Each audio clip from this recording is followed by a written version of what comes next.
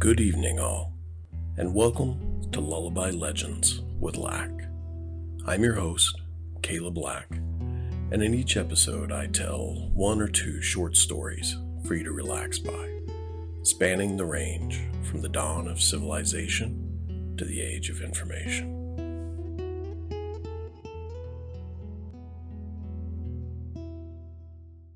Tonight, I'd like to help you relax with some stories about birds from around the world. All of these are folklore, legends, myths about something that most of us see many times a day, a bird, but often don't pay much attention to. I'd like to start with a story from the Yoruba people who live in what is now southern Nigeria. This is called The Voices of Birds. A magician once passed through a grove in the forest where a great many brown birds fluttered from tree to tree and filled the air with songs. For a long time he sat and listened, enraptured by their beautiful melodies. But in the end he became very jealous, for he himself could not sing. At last he felt that he must, by some means or another, possess the voices of these singing birds. So he called them all together, and he said, "It grieves me that the gods have given you all such poor, ugly, brown feathers. How happy you would be if you were brilliantly colored with red, blue, orange, and green." And the birds agreed that it was really a great pity to be so ugly. The magician then suggested that by means of his charms, he could give them all beautiful feathers in exchange for their voices, which were, after all, of very little use to them, since nobody came into the grove to hear them. The birds thought over his words and desired very much the beauty he promised them. So they foolishly agreed to give him their voices, which the magician placed together in a large calabash. He then used his charms to turn the dull brown feathers of the birds into orange and green and red, and they were very pleased. The magician hurried away, and as soon as he came to a deserted place, he opened the calabash and swallowed its contents. From that day forward, he had an exceedingly sweet voice, and people came from far and near to listen to his songs. But the birds were satisfied with their bright feathers. And this is why the most beautiful birds are quite unable to sing.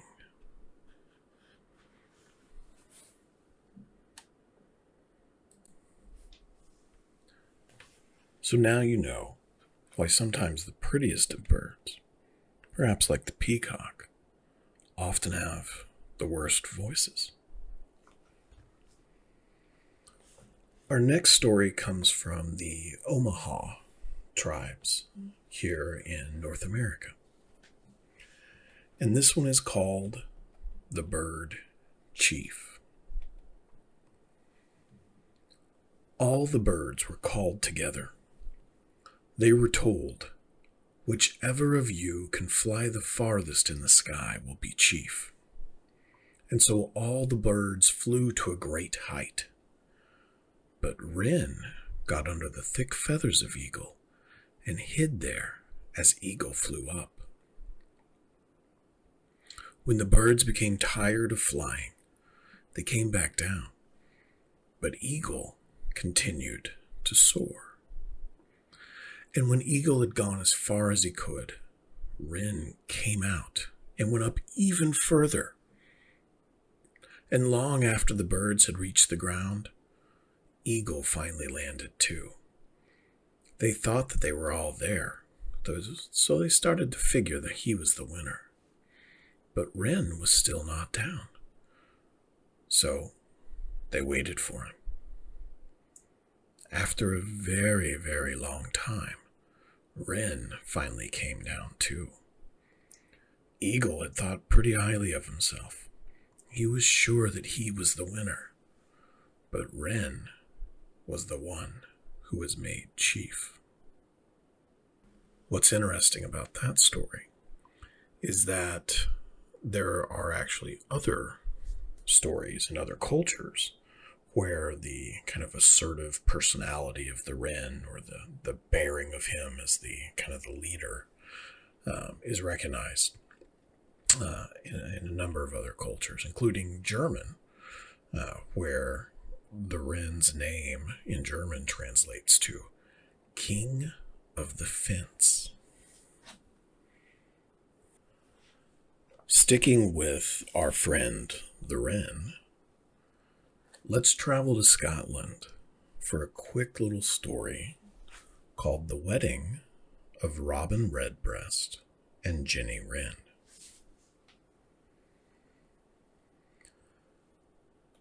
There once was an old gray pussycat, and she went out for a stroll one Christmas morning to see what she could see. And as she was walking down the burnside, she saw a little robin redbreast hopping up and down on the branches of a briar bush. What a tasty breakfast he would make, she thought to herself. I must try to catch him. Good morning, Robin Redbreast, she said, sitting down on her tail at the foot of the briar bush and looking up at him. And where mayest thou be going so early on this winter's day? I'm on my road to the king's palace, answered Robin cheerily, to sing him a song this merry Yule morning. Oh, that's a pious errand to be traveling on, and I wish you good success, replied the cat. But just hop down a minute before thou go, and I will show thee what a bonny white ring I have around my neck. 'Tis few cats that are marked like me. Then Robin cocked his head to one side and looked down on the gray pussy cat with a twinkle in his eye. Ha, ha, old gray pussy cat, he said. Ha, ha, I saw thee worry the gray little mouse, and I have no wish that thou shouldst worry me. And with that he spread his wings and flew away. And he flew, till he lighted on an old sod dike. And there he saw a greedy old geld sitting, with his feathers ruffled up as if he felt cold. Good morning, Robin Redbreast, said the greedy old geld, who'd had no food since yesterday, and was therefore very hungry. And where mayest thou be going to this cold winter's day? I'm on my road to the king's palace, answered Robin, to sing to him a song this merry Yule morning. And he hopped away a yard or two from the geld, for there was a look in his eye that he did not quite like. Thou art a friendly little fellow, remarked the geld sweetly, and I wish thee good luck on thine errand, but ere thou go, come nearer me, I pray thee, and I'll show thee what a curious feather I have in my wing. 'Tis said no other geld in the countryside hath one like it. Like enough, rejoined Robin, hopping still further away, but I will take thy word for it without seeing it. For I saw thee pluck the feathers from the wee linty, and I have no wish that thou should pluck the feathers from me. So I bid thee good day, and go on my journey. The next place on which he rested was a piece of rock that overhung a dark, deep glen, and there he saw a sly old fox looking out of his hole, not 2 yards behind him. Good morning, Robin Redbreast, said the sly old fox, who had tried to steal a fat duck from the farmyard before, and had barely escaped with his life. "And where mayest thou be going so early on this cold winter's day?" "I'm on my road to the king's palace, to sing him a song this merry Yule morning," answered Robin, giving the same answer he'd given to the grey pussy cat and the greedy geld. "Oh, thou will get a right good welcome, for his majesty is fond of music," said the wily fox. "But ere thou go, just come down and take a look at a black spot which I have on the end of my tail. 'Tis said that there's not a fox twixt here and the border that hath a spot on his tail like mine." Very like," replied Robin. "But I chanced to see thee worrying the wee lammy up on the braeside yonder, and I have no wish thou shouldst try thy teeth on me. So I'm go on my way to the king's palace, and thou canst show the spot on thy tail to the next passer-by." So the little Robin Redbreast flew away once more, and never rested till he came to a bonny valley with a little burn running through it. And there he saw a rosy-cheeked boy sitting on a log, eating a piece of bread and butter. And he perched on the branch and watched him. "Good morning, Robin Redbreast, and where mayest thou be going so early on this cold winter's day?" asked the boy eagerly, for he was making a collection of stuffed birds, and he had still to get a Robin Redbreast. "I'm on my way to the king's palace to sing him a song this merry Yule morning," answered Robin, hopping down to the ground and keeping one eye fixed on the bread and butter. "Come a bit near, Robin," said the boy, "and I will give thee some crumbs." "Na, my wee man," chirped the cautious little bird, "for I saw thee catch the goldfinch, and I have no wish to give thee the chance to catch me." At last he came to the king's palace, and lighted on the window-sill, and there he sat and sang the very sweetest song that he could sing, for he felt so happy that it was the blessed Yuletide that he wanted everyone else to be happy too. And the king and the queen were so delighted with his song, as he peeped in at them in their open window, that they asked each other what they could give him as a reward for his kind thought in coming so far to greet them. "We can give him a wife," replied the queen, "who will go home with him and help him build his nest." "And who wilt thou give him for a bride?" asked the king. "Methinks 'twould need to be a very tiny lady to match his size." "Why, Jenny Wren, of course," answered the queen. "She hath looked somewhat down of late. This will be the very thing to brighten her up."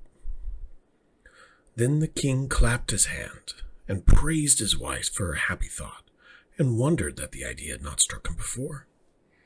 So Robin Redbreast and Jenny Wren were married, amid great rejoicings, at the king's palace, and the queen and the king and all the fine nobles and court ladies danced at their wedding. Then they flew away home to Robin's own countryside, and built their nest in the roots of the briar bush, where he'd spoken to the great pussy cat. And you will be glad to hear that Jenny Wren proved the best little housewife in the world.